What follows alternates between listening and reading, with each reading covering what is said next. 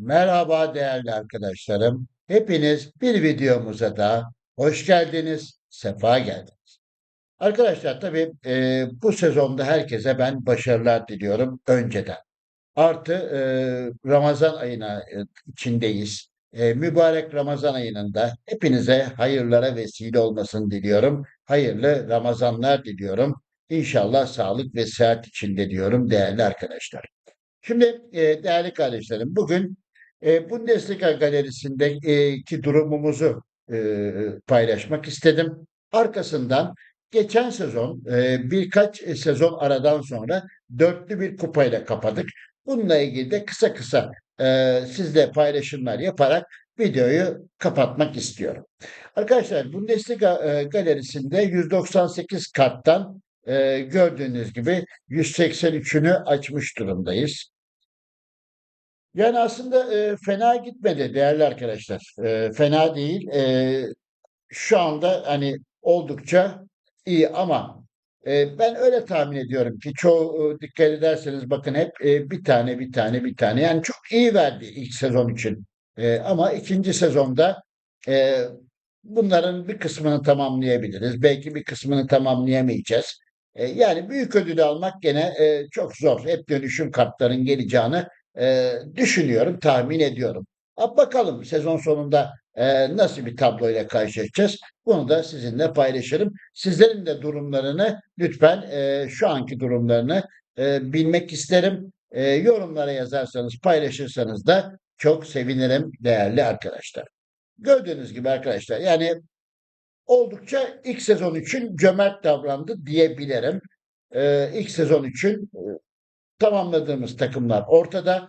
Çoğu dediğim gibi 10, 10, 10 yani hepsi birer tane kalmış durumda. En düşüğü 8. İşte en düşüğü 8.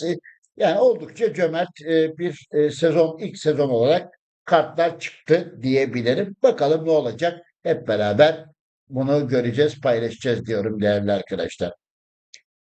Bunun dışında tabii ki yani oldukça fazla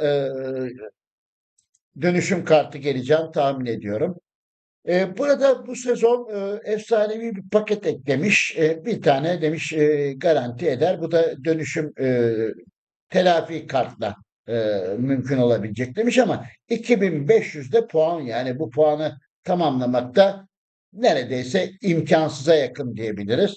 O yüzden benim de tavsiyem mümkün olduğu kadar 50 değil de 200'ü tamamlayabilirseniz eğer e, en azından 15-15-15 dinlenmeyi alma şansınız olur. Belki bu şu destansıdan da yıldız yakalama şansımız olabilir. En azından şu 15-15'i almak daha mantıklı gibi geliyor değerli arkadaşlar. Şimdi değerli kardeşlerim hemen geçen sezonun bir durumuna bakalım müsaade ederseniz. Göründüğü gibi dörtlü bir kupayla kapadık. Hemen raporumuzu bir görüntüleyelim.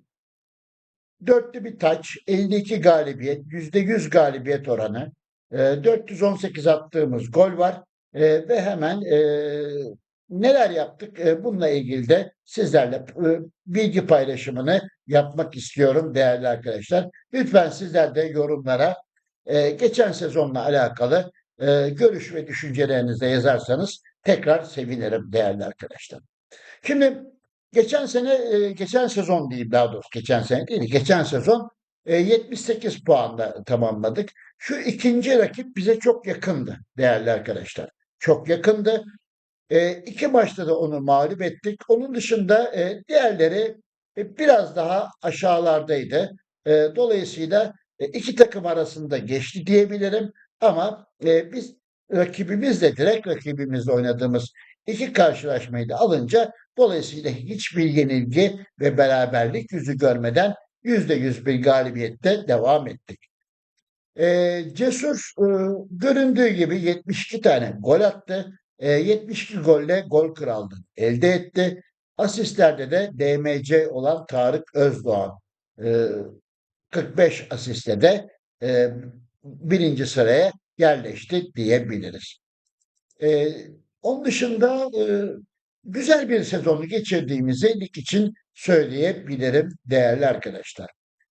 Bunun dışında söyleyebileceğim oldukça verimli bir sezon geçirdik. Güzeldi. Yani iyi bir sezondu. Onun dışında söyleyebileceğim şu anda fazla bir şey yok. Hemen kupaya geçiyorum. Arkadaşlar, şimdi kupada tabii şu ilk bölümlerde zaten herhangi bir sıkıntı yok. Herhangi bir problem yok. Ama şu yarı finalde oynadığımız Maestro Team ve aramızda çok az bir fark var.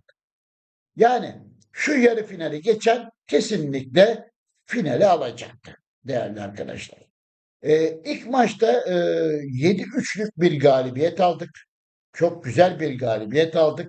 Ve onun da ışığında ikinci maçı da 4-1 kazanarak kupanın finaline ulaştık. Zaten biraz evvel de söylemiş olduğum gibi yani şu yarı finalden hangimiz çıkarsak çıkalım, hangimiz çıkarsak çıkalım kesinlikle finale alacaktık. Çünkü şu finalde oynadığımız takım ne benim takımıma yakın bir takımdı ne de benim yarı finalde oynadığım Maestro Tim'e yakın bir takımdı.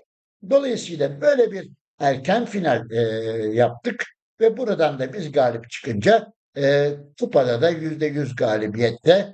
Burada da Öztürk'ün liderliğini görüyoruz değerli arkadaşlar. Onun dışında zaten tablo önümüzde. E, Söyleyecek herhangi bir şey yok değerli kardeşlerim. E, 77 gol atmışız, 68 tane asist yapmışız. Burada da Öztürk'ün her şekilde liderliğine geçen bir oyun olduğunu, bir kupa serüveni olduğunu söyleyebilirim. Yine Tarık Özdağ'ın, bakın DMC olan oyuncu Tarık Özdağ burada da 14 asistle gol asist krallığında özür diliyorum birinci olmuş. Hemen Elit Lig'e geçiyorum değerli arkadaşlar. Şimdi burada da şöyle bir durum var. Bakın ikinci olan takımla biz lig aşamasında 24-24 puanla bir ve ikinci sırayı paylaşmışız. Tahmin ederim 3-4 gol farkla biz birinci sırada tamamladık. Yani aramızda 3-4 tane gol farkı vardı. Neyse. Dolayısıyla burada zaten favori olan takım biz de ikinci sıradaki takımda arkadaşlar. Rus bir menajerin takımı bu. Dolayısıyla tabii son 16'da çeyrek finalde ve yarı finalde hiçbir şekilde zorlanmadan geldik. Rakip de aynı şekilde arkadaşlar. Yani bu skorların aynısını rakibimiz de aldı ve aşağı yukarı güç olarak da çok yakın dengeler içindeydik. Hatta bir iki puan diyelim bizden daha düşüktü. Yani eşitti, her şey eşitti, her şey şeydi. Ama tabii ki biz biraz rakip analizine burada önem verdik. Daha doğrusu ben rakibi daha analiz ettim. Kendimce bazı önlemler aldım final karşılaşmasında. Dolayısıyla tabii güzel bir final oldu. Ama aslında ben 6-0'lık bir galibiyeti açıkça ben de beklemiyordum. Açık ve konuşmak gerekir. Çünkü güçler birbirine yakındı arkadaşlar. Dolayısıyla bir şekilde e, rakibimiz de çok iyi geldi finale. Biz de çok iyi geldik finale. Aynı güçte olmamıza rağmen 6-0 gibi açık bir arayla e, şeyi aldık. Elit Ligi'ni almış olduk. %100 bir galibiyet. İşte gördüğü gibi 15 galibiyet var. Burada da Fırat Öztürk birinci sırayı alıyor. AMC oyuncumuz birinci sırayı aldı.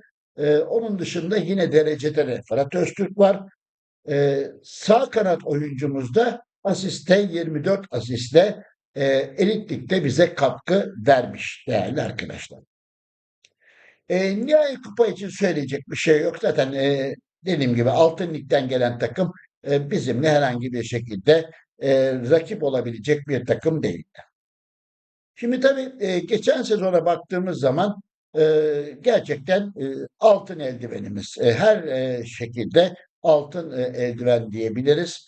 E, Her maçta özellikle çok iyi e, performans verdi. Dolayısıyla altın eldiveni hak etti. Diğer oyuncularımız da gördüğü gibi değerli arkadaşlar.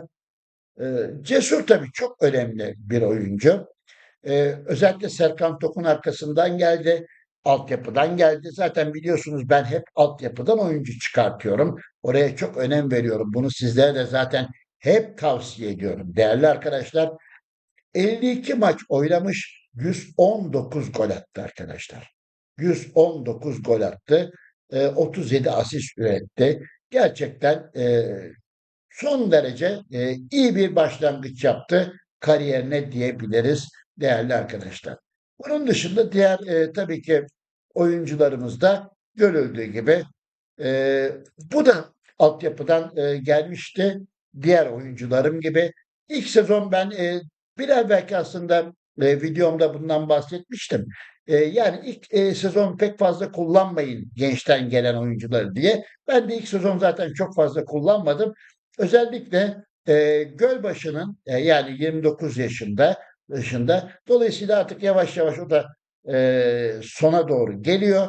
Dolayısıyla küçüğüyle ben biraz üç mevkili bir oyuncu, çok iyi bir oyuncu. Dolayısıyla Gölbaşı'nın yerine yavaş yavaş hazırlıyorum diyelim. Yükselen yıldızımızı hazırlamak istiyorum. Yani tabii yaş itibariyle de antrenmanlarda en fazla verim aldığımız oyunculardan bir tanesi. Burada da zaten onunla ilgili kısa bir açıklama yapmış. Dolayısıyla Acar da aslında değerli arkadaşlar defansta çok çok iyi bir oyuncumuzdu. 7,6 ortalamayla oynuyor.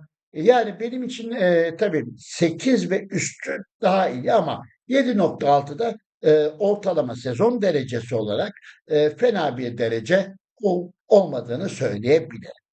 Onun dışında değerli arkadaşlarım bakıyorum tabii ki Öztürk'ü hiçbir zaman şey yapmıyor. Ortalaması 9,5 AMC oyuncumuz. Kesinlikle e, göz ardı edilmeyecek bir oyuncu. Her zaman katkısı büyük. İşte istatistikleri de önünüzde. Dolayısıyla bunlar altyapıdan yavaş yavaş tabii ki bazı şeyler değişecek. Zamanı gelen oyuncularla da vedalaşmak durumunda kalacağız. Köse de aynı şekilde arkadaşlar. 8,4 oynayan bir oyuncu. Balkan 20 yaşında. O da aynı şekilde 8,8. Yani burada çok büyük oyuncularımızdan katkı aldığımızı söyleyebilirim. Dolayısıyla güzel bir sezonu tamamladığımızı söyleyebilirim. Dörtlü bir kupayla. Sizler de lütfen yorumlarınızı yazarsanız çok memnun olurum. Hepinizi saygı ve sevgiyle selamlıyorum.